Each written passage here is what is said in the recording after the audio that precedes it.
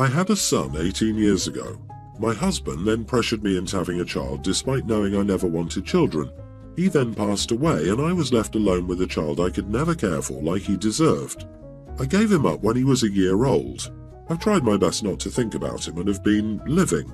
I remarried and am all right. Well, he recently reached out and made it very clear he wasn't interested in a relationship.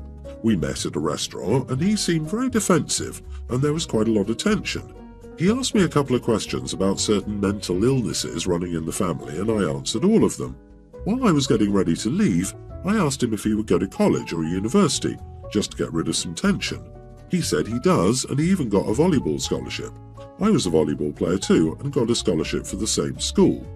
I told him what I mentioned and called it a cool coincidence. He rolled his eyes at me and said, "It isn't a coincidence if you're my biological mother." I didn't know what to say to that. He continued, "What, is it too much for you to handle? I'm sorry for having something in common with you, my mother. My bad for being born." I said I was sorry, but he kept rolling his eyes. I began to feel overwhelmed, and I know this isn't fair for me to say, but he was beginning to remind me of his father, and I ended up saying, "Look, I'm sorry, but I never wanted to be a mother. You're allowed to be angry, but please understand that I was forced into having a child I never wanted." He went, "Way to play the victim," before storming off. Safe to say, I feel terrible. The only people who know about this are my mother and sister, and even they say that I was only thinking about myself at that moment and I shouldn't have brought up anything and just answered his questions. They said that I made it about myself when it was clear that the kid was having a hard time facing me already. My sister even implied that I was a little self-centered. Maybe this isn't the best place to ask, but I'm too ashamed to talk about this to anyone else. My sister also said it wouldn't hurt. Am I the idiot? You are the idiot. You weren't trying to make it about you, you were only trying to relate to him. Unfortunately, because you abandoned that child, he's going to have bad feelings about you whether or not you like it. And that does not make him an idiot. That is a normal reaction. These are the consequences of your actions, whether or not you like them. So, maybe just apologize and move on. It really seems like neither of you wants a relationship. Disagree. Abandon makes it sound like Opie dumped him on a doorstep. Placing a child for adoption is not abandonment. It's acknowledging that you cannot or should not be raising children and doing your part to find the child a protective, loving home. If that man who was a child wants to act like an idiot, that's on him. Now he knows the truth. He can go back to his real family and treat them with respect. Agree. Not the idiot. It sounds like he needs some help to get through his trauma from being adopted, but that's not your responsibility. In my opinion, you did the right thing. You didn't want a child and weren't prepared or mentally able to raise one. I hope you don't blame yourself too much for this interaction, as his view of you from the beginning makes me believe he wouldn't have liked anything you said regardless. I hate that everyone here only cares about the son's feelings. Sorry, but OP has her feelings too. She made a clumsy effort to connect and he took it the wrong way out of anger and hurt. Also, the son said he didn't want a relationship, but he's also the one that reached out to you. Hopefully, now that time has passed, your relationship with each other can eventually mend if it will heal you both. The only idiot here is your late husband for doing this to both of you. Hard disagree. You are the idiot, OP. It probably would have been best not to meet up with him if you felt this way. My mom abandoned me when I was pretty young, and it's extremely difficult to deal with. You start to have feelings like you just aren't good enough, and you must be worthless if your own mother didn't want you. You should not have met up at all, or at least given him comforting words. There is no reason to say what you said other than selfishness and bitterness. And one last thing, you made the decision to have a baby, whether you wanted one or not. Bringing him into the world was not his choice, and you basically blamed his own birth on him. I'm a 27-year-old female. My husband is 34, Mike. Mike works a lot. Monday to Friday 4 a.m. to 5 p.m. and Saturday 6 a.m. to 3 p.m. I'm a stay-at-home mom for our 6 kids, all young. Every day I have to get the older ones off to school, do errands, clean, cook, do laundry, and take care of toddlers. I know I signed up for that, so I'm not complaining much. But my husband works all day and goes to sleep early every day, so I barely get any help. On Sundays, he wants to rest all day or go out for a beer with friends, so I also have to take care of them. I'm usually at home or at a friend's house where our kids are on a play date. Sometimes I get free time, like when my sisters come over so I can go out somewhere by myself, but it's usually just the kids and me because my husband doesn't really like babysitters. When Maya was 3, we left her with one and the babysitter banged her head, Maya's head, so he doesn't trust them. On New Year's Sunday, Mike had a day off, and Monday he drank with his friends, so I had to take the kids to my mom's to get them to bed. She was on holiday, but I had her key and she lets me go there. On Monday, I had an appointment that I couldn't take the kids to. I knew Mike had Monday off, and I told him weeks in advance because all our relatives near us were on holiday, so he had to watch them. On Monday morning, he said he changed his mind and he didn't want to watch them. He wanted to sleep. I kept telling him he had to watch them, and eventually he agreed after calling me an idiot and yelling at me, but maybe I should have let him sleep. He obviously forgot, so I felt a bit bad about leaving him and ruining his sleep. I could have arranged a play date with a friend, but I didn't think of it. Am I the idiot? Stop, not the idiot. You didn't sign up for this, aka parenting, alone. I presume your husband decided to be a father. Fathers raise their children too. They don't just bring home a paycheck. Put your foot down and demand more of him, or he'll continue to treat you like this. Seems to me like you're always looking out for him and his comfort. Why is he not putting in the same effort for you? You deserve a break, seriously, because you're always working. His work ends at 5 p.m, but when does yours end? Also, he's the idiot for shouting at you. They can express their emotions without disrespecting you, especially when they're not following through on their commitment. Honey, but why? Why you keep having kids with this man is beyond belief. I feel really bad for you. What an exhausting relationship to be in. Basically, you're a single mom raising 6 kids by yourself alongside an extremely selfish and entitled man. Good luck. Look at the math. She's 27 and had her first kid at 20. She had to have been a teenager when she got with him. Once she saw his behavior after baby 1 and even baby 2, she absolutely signed up for this.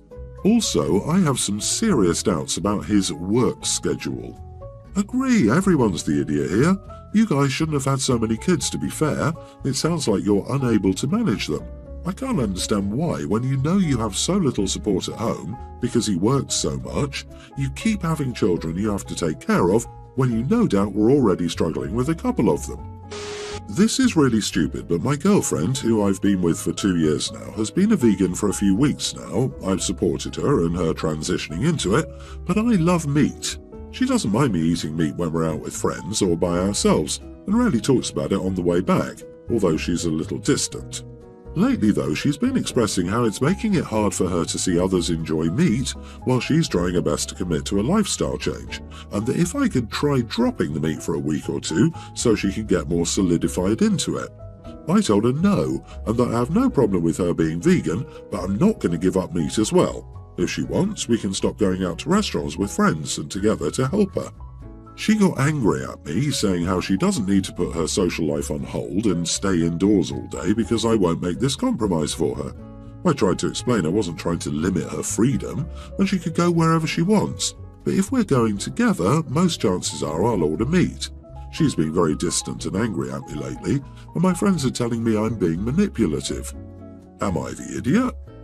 Edit. I just wanted to add my girlfriend does not have any health issues that I know of, nor did she bring it up in conversation about her transitioning or our argument. I really don't know if I can go a day without eating meat. It's my comfort food and I've been stressed like crazy. I know it's a bad addiction and craving, but it's not the only thing I eat. I do eat fruits and vegetables, but often I just want a ham sandwich to just calm down. I don't know why, but I audibly laughed at, I just want a ham sandwich to calm down. Not the idiot OP, she has a self-imposed dietary restriction. It's not a health issue that needs solidarity.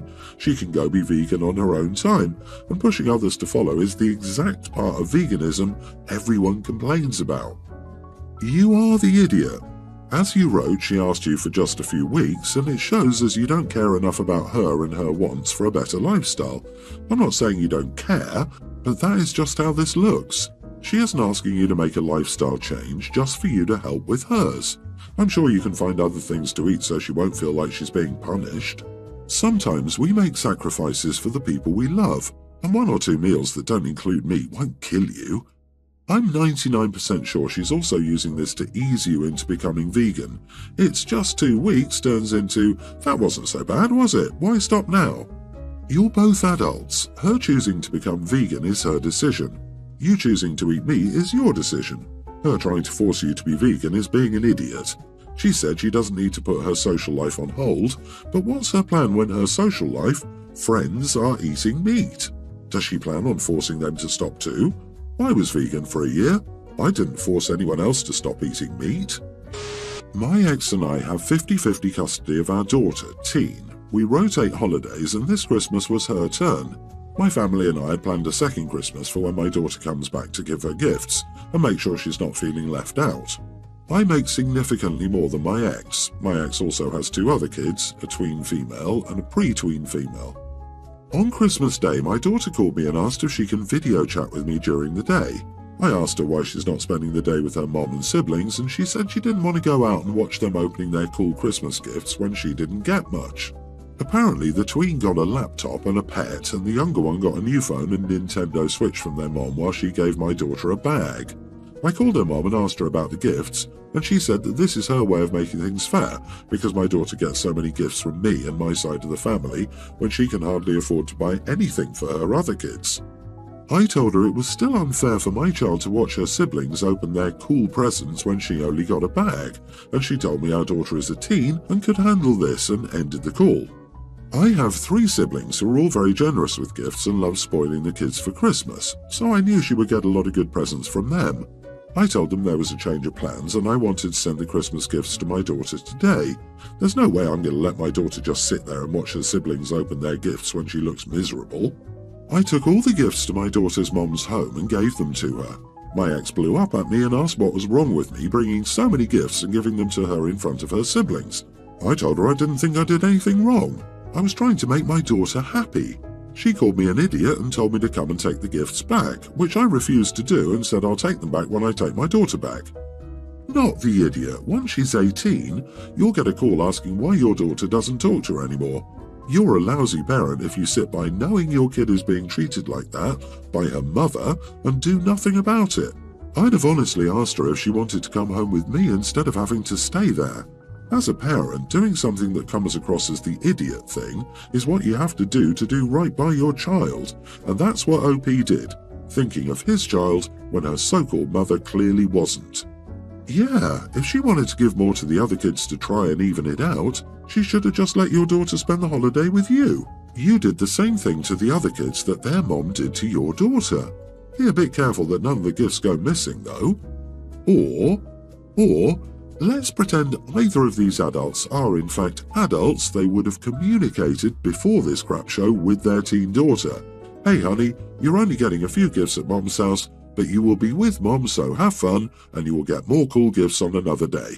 If someone else pulls an idiot move and you choose to repeat it for revenge and innocent parties are hurt, that makes you an idiot. This situation was handled poorly by both parents. Every adult in this story acted so ridiculously immature. What kind of messed up parenting competition is this? Oh right, it's about the gifts. Everyone needs more gifts because that's obviously the true meaning of loving parent in this story. Whichever parent gives the most gifts is the hero.